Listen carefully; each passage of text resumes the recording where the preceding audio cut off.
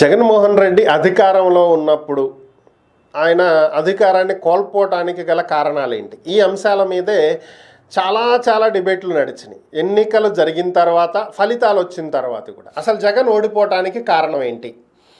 ఒక్కొక్కరి వర్షన్ ఒక్కొక్క రకంగా వెళ్ళింది. సో ఓవరాల్గా ఇప్పుడు వైసీపీకి చెందినటువంటి ఒక ముఖ్య నేత అసలు కారణాలు ఏంటి అనేటువంటి అంశాలలో కొన్నింటిని బయటపెట్టడం జరిగింది. ఇవేంటి అంటే, పేరుకే జగన్ సీఎం, కాకపోతే పరిపాలన చేసింది జగన్ కానే కాదు.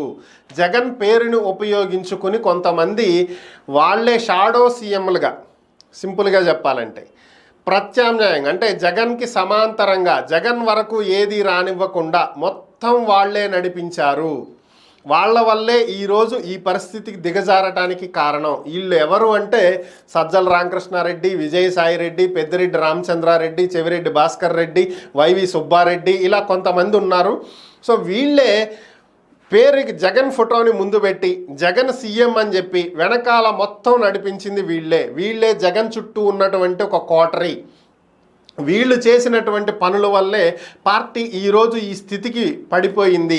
ఎక్కడా కూడా ప్రజల్లో ఏం జరుగుతుంది ఏంటి అనేటువంటి విషయాన్ని జగన్ వరకు రానివ్వలేదు. ప్రజా వ్యతిరేకతను జగన్కు తెలియనివ్వలేదు.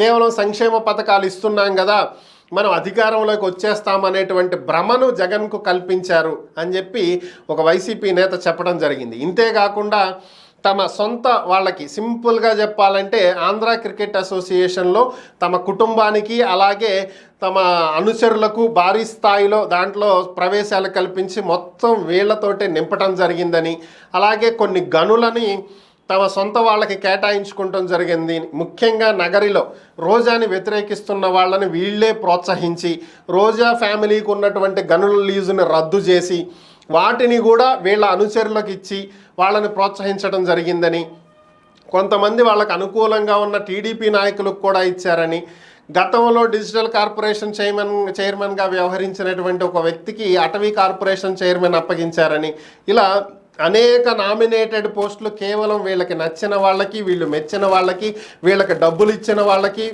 వీళ్ళకే కేటాయించుకున్నారని పూర్తి స్థాయిలో జగన్ పేరు చెప్పుకొని వ్యాపారాలు చేసి వారి వ్యాపార సామ్రాజ్యాన్ని విస్తరించుకున్నారని.